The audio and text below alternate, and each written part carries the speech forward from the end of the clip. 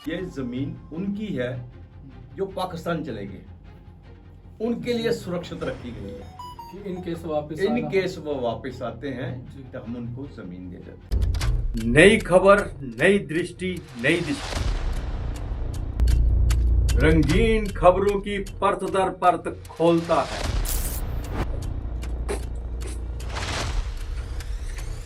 खुला बयान करता है पीछे की कहानी। जुड़े रहे एपीजी न्यूज के साथ। नमस्कार, आप देख रहे हैं 8 PM और मेरा नाम है रोहन चौधरी। कुछ दिनों से नई बस्ती में हंगामा चल रहा है, लेकिन क्यों चल रहा है उसके पीछे एकमात्र कारण है कि उनको जो एक्सपेक्ट नहीं किया था कि फिर से नोटिस आ जाएगा, उन्हें फिर से नोटिस आ गया और कहा गया कि दुकानों को खाली कर दिया जाए। पिछले दिन से लोग काफी परेशान थे क्योंकि आज लास्ट दिन था उन्हें दुकानें खाली करनी थी।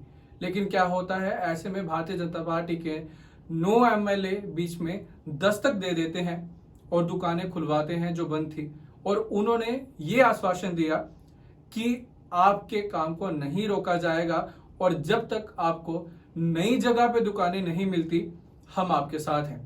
लेकिन सवाल ये उठता है कि भारतीय जनता पार्टी ने ही पहले इनको आश्वासन दिया था, एलजी के पास लेके गए थे और सुनने में आया कि उन्होंने गुलाब जामुन और रसगुल्ले खिलाए थे कि आपको, आपकी दुकानों को, आपके रोजगार को कोई भी जो लॉस है वो नहीं होने वाला है, हम आपकी रिहेबिलिटेशन करेंगे। लेकिन फिर से नोटिस आ गया। हालांकि भारतीय जनता पार्टी के नेता समय पर आ गए, लेकिन सवाल ये है कि आखिर ये जगह विवादित है। विवादित क्यों है, क्यों दुकानों को तोड़ने के आदेश आ रहे हैं, पूरी जानकारी लेते हैं। हमारे साथ जुड़ चुके हैं इस वक्त पीपी न्यूज लाइन के editor in chief Adarsh Pal Gupta ji. Sir बहुत बहुत स्वागत है। धन्यवाद रोहन। सर, क्या लगता है कि ये जो विवाद चल रहा है इसका इतिहास से अगर देखा जाए, क्योंकि कहा जाता है कि ये 2 सालों का मसला है, लेकिन 2 सालों का मसला नहीं है, ये कई सालों का मसला है। जब यहाँ कुछ नहीं हुआ करता था, ये जगह बंजर हुआ करती थी, यहाँ नहर हुआ करती थी। बिल्कुल सही कहा आपने। ये जो नई बस्ती है, जी सर। नई बस्ती उन दिनों बसाई गई थी, यहाँ पे तभी पे एक बहुत बड़ा फ्लड आया था। जी कुछ लोग जो घर थे विक्रम चौक के नीचे की तरफ जहाँ पानी आता है, जी वहाँ पे ये रहते थे, और उन सबको यहाँ पे से वहाँ से ला के यहाँ सेफ जगह 2-2 मरले के, 3 मरले के, ज़्यादा से ज़्यादा 4 मरले के घर थे जो इनको दिए गए। जो जगह कस्टोडियन की थी, कस्टोडियन की जगह उनको दी गई, उनको अलॉट की गई कि आप मकान बनाएं और यहाँ रहें। ये लगभग 40 साल पहले की बात है। उससे भी ज़्यादा। जी और सबसे मज़ेदार बात यह है कि आपने 500 से ऊपर का मकान नहीं बनाना, उस समय की बात है। जब भी सरकार चाहेगी आपको 500 रुपया दे के आपसे मकान खाली करवा लेगी। क्यों? क्योंकि ये जमीन उनकी है जो पाकिस्तान चले गए, उनके लिए सुरक्षित रखी गई है कि इन केस वापस इन केस वो वापस आते हैं जी। तो हम उनको जमीन दे देते हैं। एक बड़ा सरकार का बचकाना सा ये बात है, और इसको लेके भी बड़ा स्ट्रगल हुआ। जी अब आपने कहानी पूछी है तो मैं पीछे जा रहा हूँ। बड़ा स्ट्रगल हुआ, सरकारें आती रही जाती रही, वोट बैंक के पीछे किसी ने इसके ऊपर डिसीजन नहीं लिया। सभी कहते रहे नहीं वो हम नहीं बसेंगे, लेकिन एक वक्त शेख मोहम्मद अब्दुल्ला ने 9 नंबर एक बिल लाया जिसके तहत पाकिस्तान में बसने वाले का कोई भी रिश्तेदार आके क्लेम करता है यहाँ पे कि जम्मू कश्मीर का मेरी जमीन है, तो जमीन चले जाएगी उसको। अच्छा, ये भी हुआ था यहाँ? केसेस भी हुए। आरसपुरा में बहुत से खेतों के केसेस हुए जिनके वारिस जहाँ पे आए, सुप्रीम कोर्ट तक मुकदमा भी किया। लेकिन चूंकि जम्मू कश्मीर के अंदर कश्मीर से ही हमेशा यहाँ राज रहा, और मुस्लिम जो हैं चीफ मिनिस्टर रहे, उनकी ही यहाँ पे बना रहा दबदबा, और वो अपने वोट बैंक को नाराज ना करते हुए इसके ऊपर कोई एक्शन नहीं लिया। अच्छा, ये मेन रीजन था। Main reason. लेकिन जब भारतीय जनता पार्टी की सरकार आई तो तब सभी ने उम्मीदें लगाई कि भारतीय जनता पार्टी 370 हटा सकती है, 35 से हटा सकती है, तो इसे भी खत्म कर सकती है। जी। लेकिन आज तक नहीं हुआ। मतलब 370 टूटने के बाद ये जो 9 नंबर बिल उस समय शेख अब्दुल्ला लाए थे वो अभी तक है। बिल्कुल अभी तक है। और अभी भी कोई पाकिस्तानी चाहे आके क्लेम कर अभी सकता है। भी हमें राइट्स नहीं है इस जमीन के ऊपर। आज 500 क्या, आज तो 5-5 करोड़ के मकान बन चुके हैं उसके ऊपर जी। लेकिन राइट्स नहीं है। अगर आपको पैसे की जरूरत पड़ती है, अपनी मकान गिरवी बैंक को रखना पड़ता है, तो आपको 50,000 में भी नहीं मिलेंगे 5 करोड़ के मकान के। कोई आपको देगा ही नहीं, क्योंकि इसके कागज ही नहीं है। एक सिंपल एफिडेविट के ऊपर अपनी प्रॉपर्टी राइट्स जो है ट्रांसफर करके बेच जाते हैं। आप पीछे ये है कि वो जो 3-4 मरले के मकान थे उस वक्त 50s में दिए थे। जी। आप इमेजिन कीजिए आप कितनी आगे फैमिलीज बढ़ गई हैं, भाई हैं, उसके बच्चे हैं, उनके बच्चे हैं, लेकिन जगह नहीं है। किसी को 1 मरला आया है, किसी को 2 मरले आए हैं, किसी को 3 मरले आए हैं, और कुछ ने तो छत पे छत चढ़ा दी है। जी। क्योंकि एक वक्त था यहाँ जमीन की कोई कीमत नहीं थी, लेकिन आज उनको ये मकान की कीमत जो है, आज उनको रहने के लिए मकान की जगह नहीं मिल सकती। ये एक पार्ट है नई बस्ती की दुख। उनकी गर्दन के ऊपर हमेशा ही कस्टोडियन की तलवार लटकती रही। और दूसरा पार्ट अब दुकानों का आता है। यहाँ पे नई बस्ती में बहुत बिजनेस नहीं था। नहर के ऊपर बहुत कम 2 या 4 कच्चे खोखे जिसे कहते हैं ना, वो बने होते थे। बाकी इस तरफ की दुकानें थी। और एक रामलीला चौक है, अब तो राम की गली मैं कहता हूँ बन गई है। पहले चौक होता था, जब रामलीला वहां पे होती थी, लोग दूर दूर से देखने आते थे वहां पे।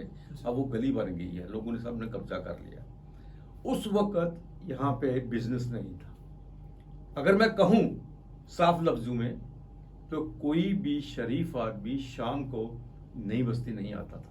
गुंडागर्दी थी। ना ही किसी टेम्पू चलते थे, टैक्सी चलती थी।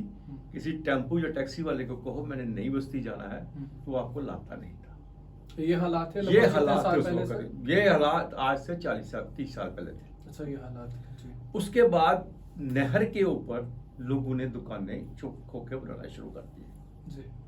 एक ट्रेंड चल पड़ा वहां पर बिजनेस का। होलसेल की 3-4 दुकानें खुल गई, क्योंकि हमारा एरिया बहुत पड़ता था। और उस वक्त सतवारी में ही हमें जितने भी पैसेंजर्स होते थे ना, बसेस, वो सतवारी में ही उतरते थे।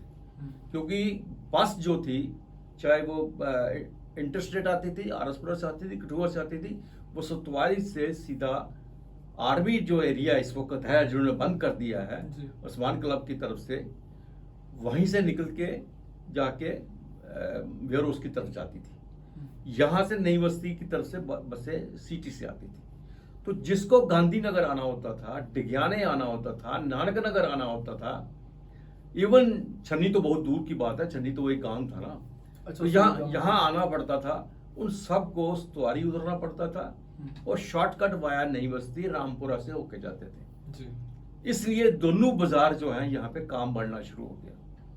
और ऊपर से यहाँ के जो लोकल लोग थे, उन्होंने बड़ी एक हिम्मत दिखाई और वो गुंडागर्दी बदमाशी जो थी उसको खत्म करवा दिया। क्योंकि जब उनको लगा ये कस्टमर हमारे पास आ रहे हैं, हमें काम करके पैसा मिल रहा है, तो ये अगर कोई 2 या 4 आदमी हमें खराब कर रहे हैं, उन्हें बाहर निकालो, पुलिस के हवाले कर दो।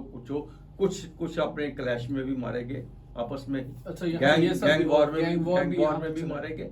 और ऐसा ये हुआ। उसके बाद यहाँ पे बिजनेस का एक हब बन गया। कनक मंडी दूसरी कहते थे नई बस्ती को, कहते हैं। लोगों ने पूरी की पूरी नहर के ऊपर दुकानें बना ली। और सामने जो एरिया था उसके वहां भी घर थे, जो सब के सब दुकानें बने। क्यों? काम बढ़ता गया। लेकिन इनको किसी दिन भी चैन से नहीं बैठने दिया सरकार ने। कभी तो इरिगेशन वाले आ जाते कि ये हमारी जगह है, इसको आपके दुकानें तोड़नी पड़ेंगी, नोटिस ले जाते। दौड़ा दाड़ी नेताओं के पास, सबके पास। रमन बल्ला थे उस वक्त रेवेन्यू मिनिस्टर, उनके पास, भाई हमें बचाओ, ये हो रहा है, वो हो रहा है। वही पॉलिटिकल पार्टीज का क्या होता है, उस नेताओं का क्या होता है, थोड़े दिन के लिए काम बंद हो जाता है। अच्छा, मतलब वो आके हमेशा इंटरव्यू को बचाते रहे। जी।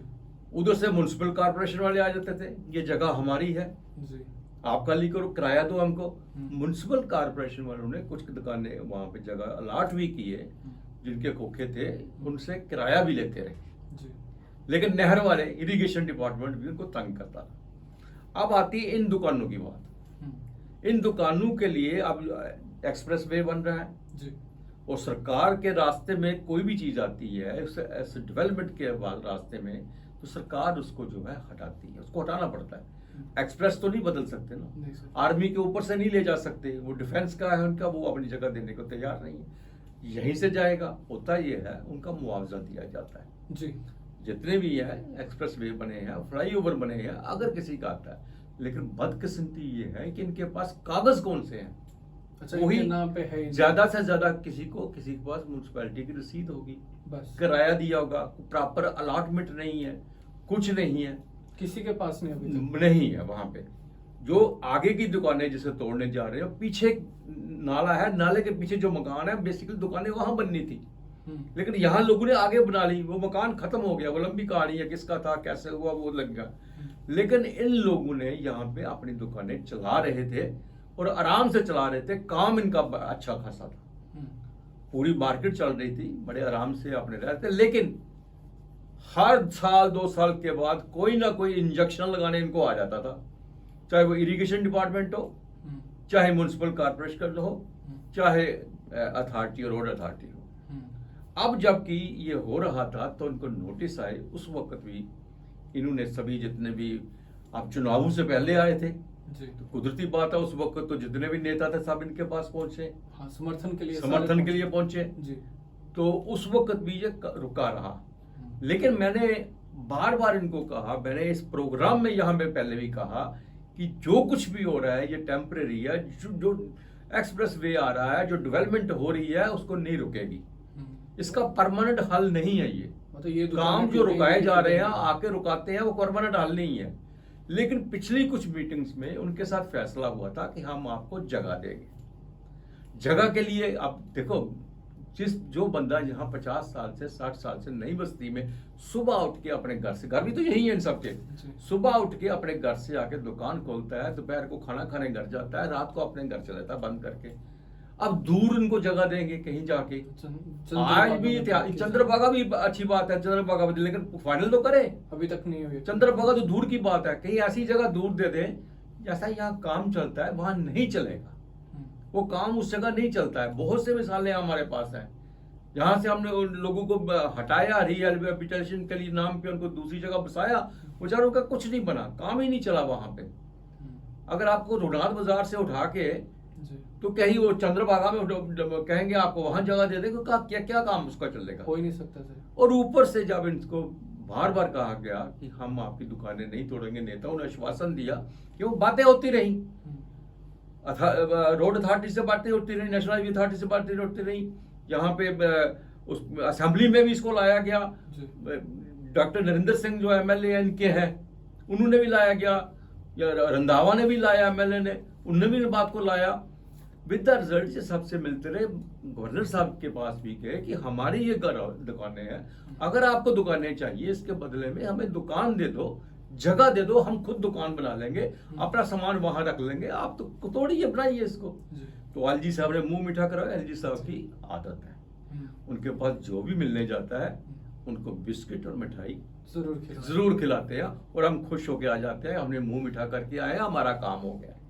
जबकि बार बार मैंने कहा, डॉक्टर नरेंद्र सिंह के साथ मैंने बात की, आपने देखा, सबने देखा, मैंने कहा मैं ये जो लॉलीपॉप इनको दे रहे हो ये बंद करो देना, ये एक थोड़ी सी मरहम जो लगाते हो इसका इलाज नहीं है, इसके लिए ऑपरेशन करना पड़ेगा, उस जख्म को निकालना पड़ेगा, आश्वासन नहीं चलेगा।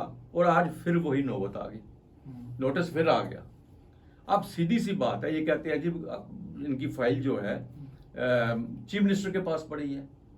क्यों पड़ी है चीफ मिनिस्टर के पास, इतनी क्या बात है? आपके इतने एमएलए हैं, आपका यूटी है, आपका गृह मंत्री के अंडर आ रहा है, आपके एलजी के पास आ रहा है, और यहाँ पे इतनी फैमिलीज जो है तबाह हो रही हैं, बर्बाद हो रही हैं, रात को आराम से सोते नहीं है, घर में जाते हैं तो उनको चैन नहीं है, बच्चे परेशान है, माँ बाप परेशान है, सारा परिवार परेशान है कि सुबह हम दुकान खोलेंगे या नहीं खोलेंगे, ये भी नहीं पता उनको।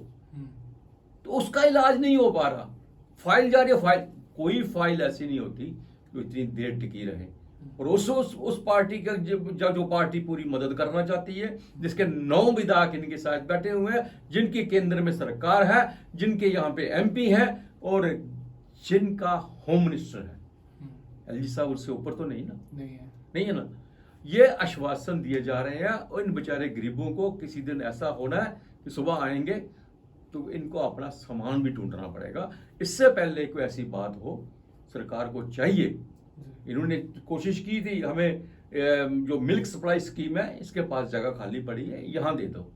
सतवारी की बात की गवर्नमेंट मिडिल स्कूल से, लेकिन वो डिपार्टमेंट की थी डिफेंस की, वो तो देंगे नहीं, यहाँ उनको सूट करता था, यहाँ नहीं दी।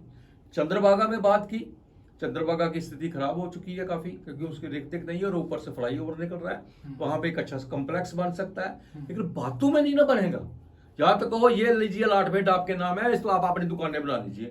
दूसरा ये जो हम आपको अलॉट कर देते हैं, आप आइए अपना सामान रखिए, यहाँ पे आ जाइए। आपको याद है हमारे रिपोर्टर रुपेश राय ने बहु फोर्ट की कितनी स्टोरी की है, लोगों को दुकानें अलॉट की गई हैं, लोगों ने अपने बोर्ड लगा दिए हैं वहां पे दुकान खोलने के लिए, ये दुकान यहाँ पे खुल रही है।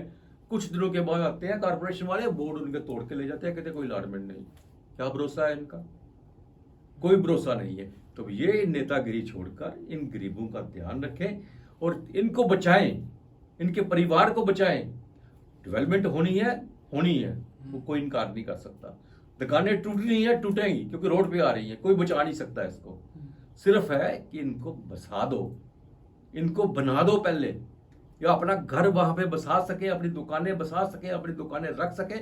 अगर सरकार 10 दिन भी फ्लाईओवर बनाने में देर कर देती है तो उससे फर्क नहीं पड़ेगा, इन गरीबों का दुकान चली जाएगी, इनके आने वाले परिवार भी नहीं उठ पाएंगे। यदि एक व्यक्ति बीमार होता है या उसकी टांग खराब हुई है, लगातार उसको पेन किलर दी जाती है, और जब तक पेन किलर दी जाती है वो ठीक हो जाता है। जिस दिन पेन किलर नहीं मिलती फिर से दर्द होना शुरू हो जाती है। यही सेम स्थिति है नई बस्ती के दुकानदारों की। आश्वासन दिए जाते हैं, कहा जाता है कि कुछ नहीं होगा, और ये आज से नहीं हो रहा, कि कई सालों से हो रहा है।